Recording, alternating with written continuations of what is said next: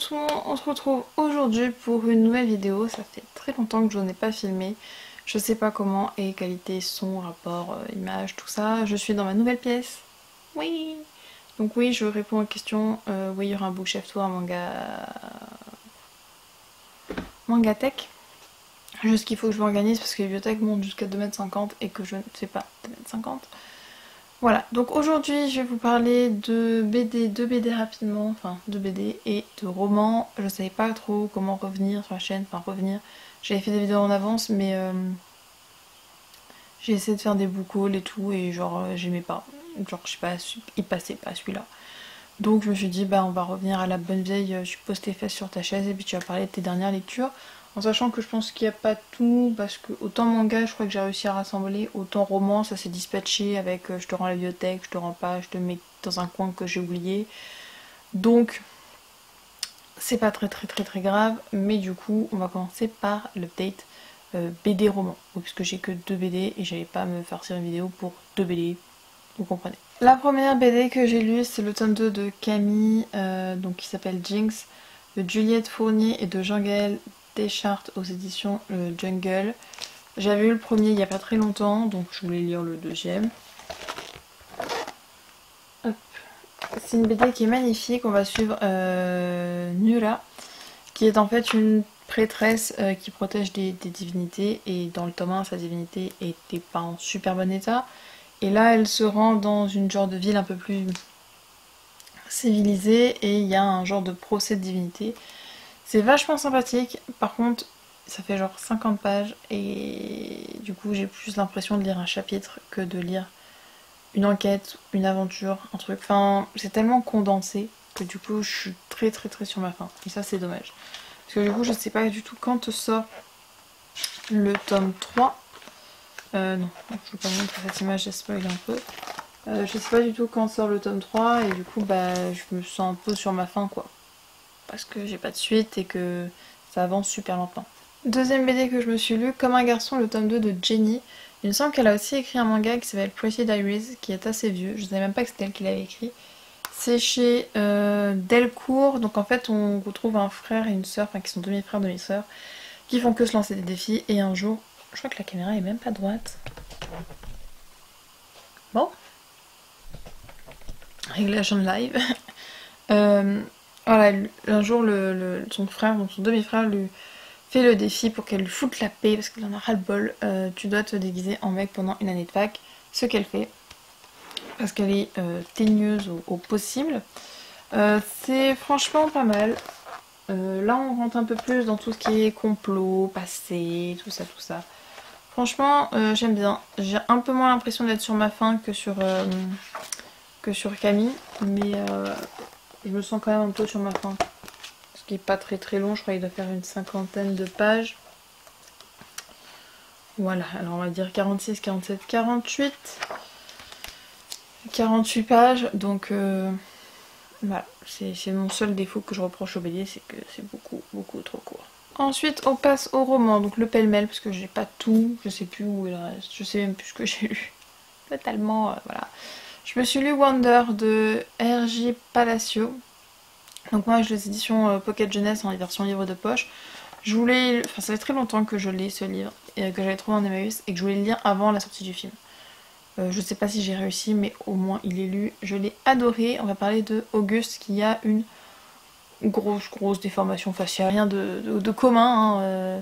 Y a pas d'image, y a pas de machin, mais clairement de ce qu'on nous en décrit, il n'y a rien qui est très commun.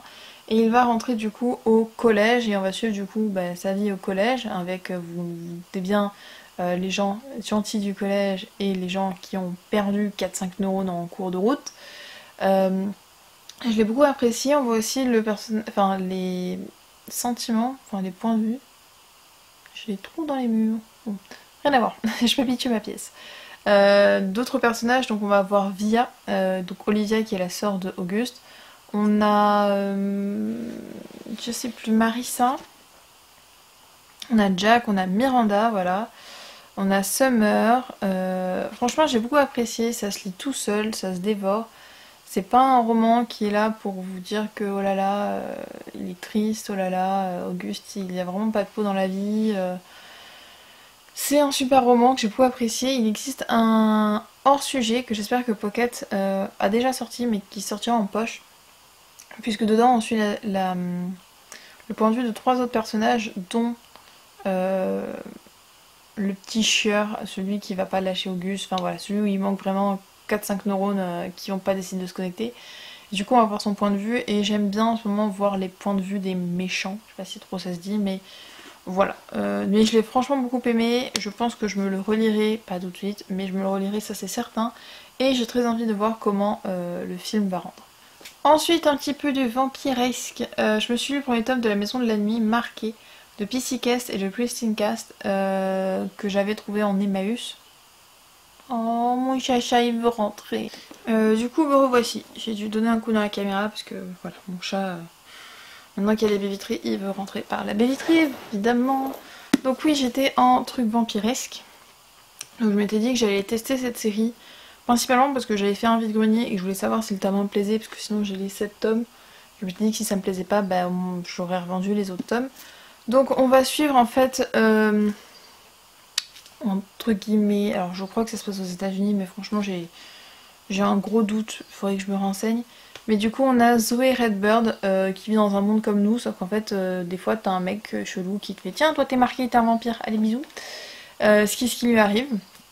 Elle est au lycée et puis il lui arrive ça, donc elle commence à avoir sa marque. Il faut savoir que c'est pas parce qu'il y a un tracker qui t'a trouvé que tu deviens un vampire, il faut que tu subisses ta transformation.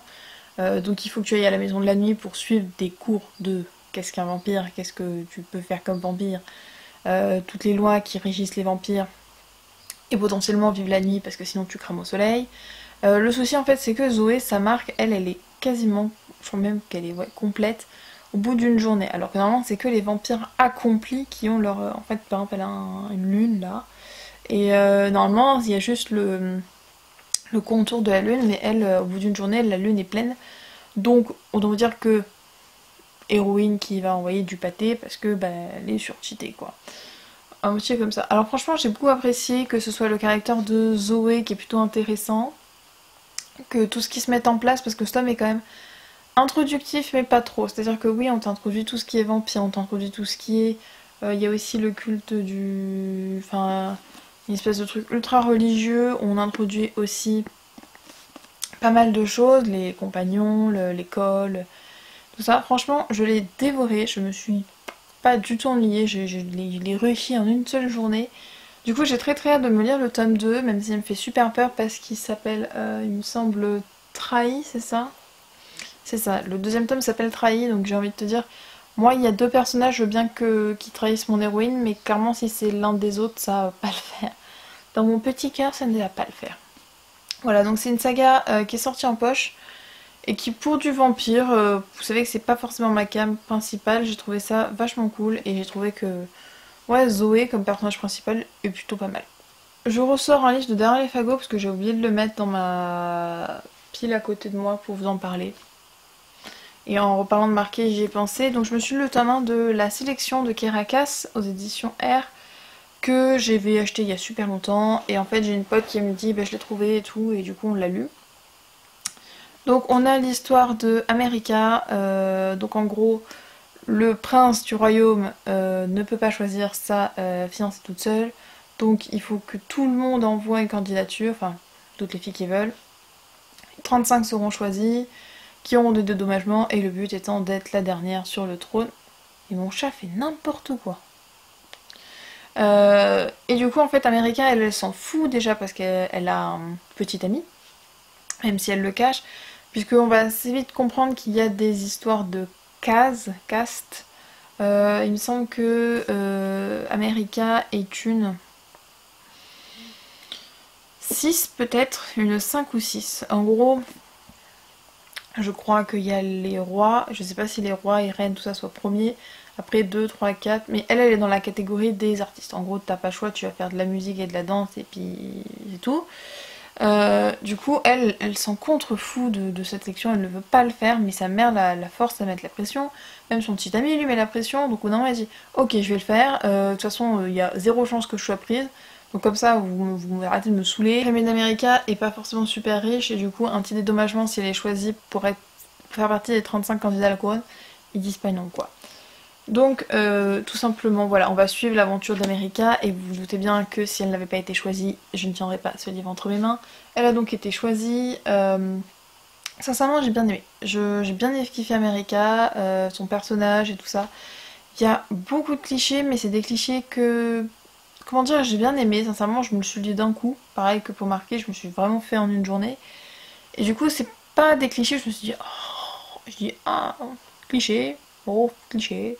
Bah voilà, on a le cliché de la meuf qui est super riche, qui se croit au-dessus des autres, qui est une vraie peste, mais qui en face du prince est trop gentille. Voilà. Sincèrement, j'ai bien aimé, donc je pense que je vais me lire le tome 2 assez rapprochement. Bientôt, j'ai plus français bientôt. Je vais me lire le tome 2 bientôt puisque je l'ai. Et j'ai le tome 3 et je sais qu'il y a d'autres trucs mais je ne sais pas si je lirai les suites parce que pour moi si c'est une trilogie, bah c'est une trilogie. Ensuite on va faire 2 en 1. Je me suis lu le tome 2 et le tome 3 de La Magie de Paris d'Olivier Gay, donc chez Castlemore, que j'ai adoré. C'est genre trop bien. J'avais même envie qu'il y ait un... Vous voulez pas, Olivier Gay, vous vouliez pas faire encore un petit hors-série? Parce que moi je manque de Thomas là déjà. Je l'ai fini il y a 3 jours et je manque de Thomas et de Chloé. Donc pour l'histoire de la rappel de cette trilogie, en fait il y a de la magie dans Paris.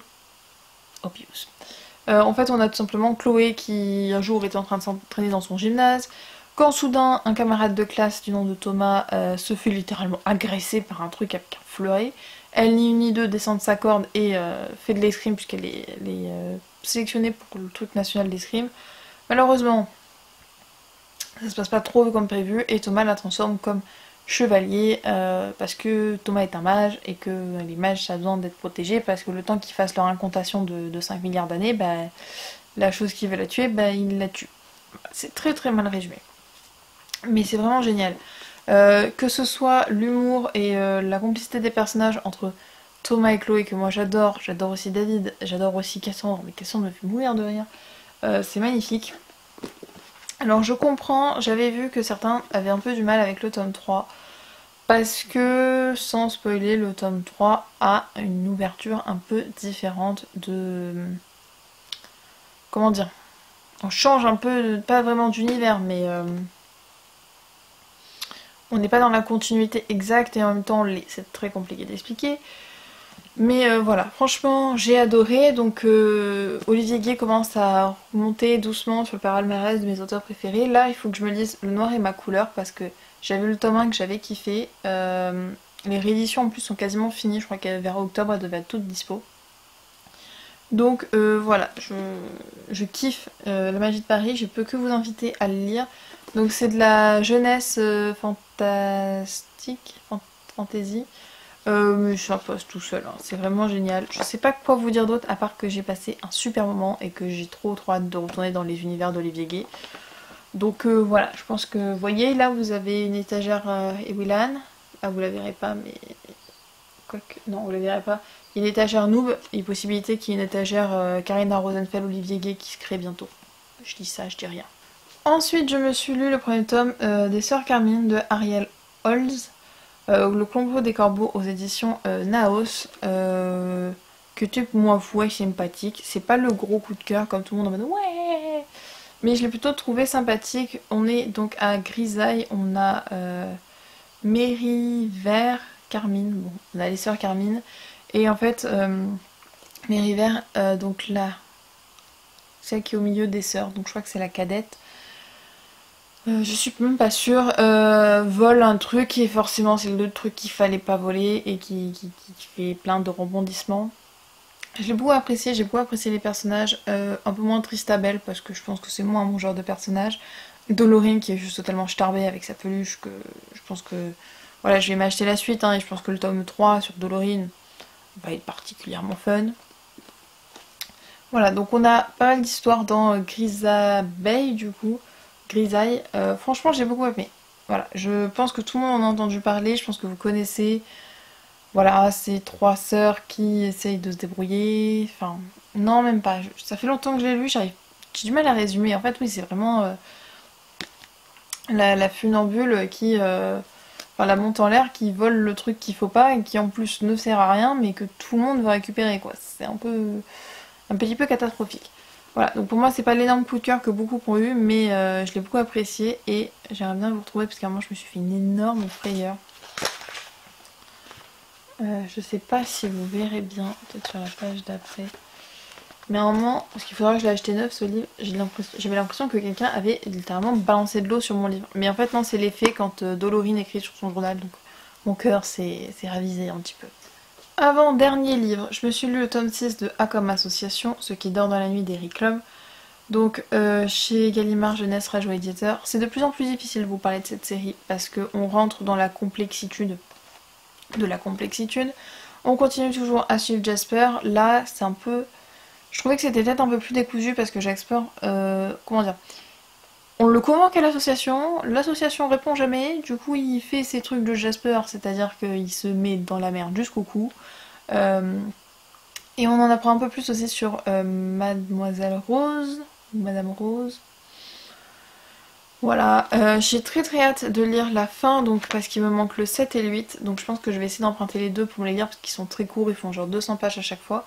J'ai très envie d'avoir le fin mot de l'histoire, j'espère ne pas être trop sur des questions sans réponse. Mais c'est toujours aussi bon, ça monte vraiment crescendo.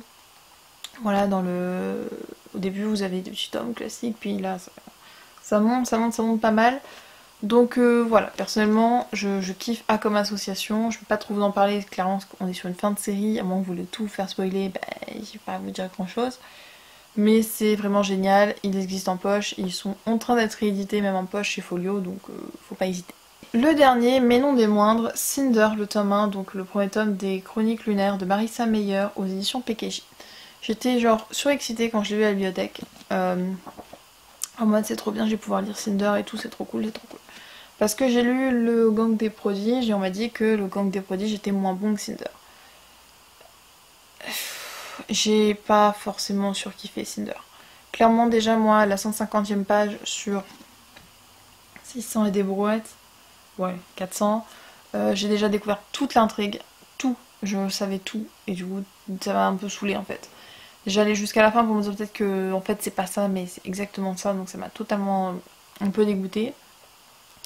J'ai trouvé que c'était quand même très plat, c'était quand même très lent, il se passait pas énormément de choses. Cinder est certes sympathique, mais elle est quand même pas vivace. En fait non, je me suis laissée vivoter avec ce livre. Il n'était pas pourri, mais il n'était pas ultra bon non plus. Je me suis laissée vivoter. Du coup, je ne sais même pas si j'ai envie de me lire la suite qui est donc Scarlett. Je sais qu'il est en bibliothèque, mais clairement, quand je me suis laissée tellement vivoter sur Cinder, j'ai même pas envie en fait. J'ai limite le seul envie que j'ai envie de lire, le seul livre que j'ai envie de lire, c'est Levana, qui est du coup sur la méchante. Du coup, je ne sais pas. Voilà. Pour moi, Cinder, ça a été le cyborg qui ne l'a pas fait. Ça a été le cyborg qui était là pour mettre un petit peu de... Ouais, t'as vu, Cendrillon, c'est un cyborg. Ouais. Et est-ce qu'on peut continuer? Est-ce qu'on peut avancer sur d'autres choses? Du coup, ouais, j'étais un peu déçue. Les personnages n'étaient pas ouf. La seule chose que je peux ne pas reprocher, c'est qu'il n'y ait pas de tringle amoureux et ça, c'était cool. Ou alors, je l'ai carrément loupé. Mais voilà.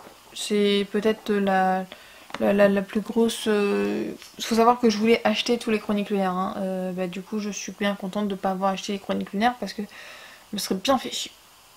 Ouais. Du coup, tant pis. Cinder ne m'a pas plu. Ça arrive. Ne me crachez pas des pierres. Ça va bien se passer.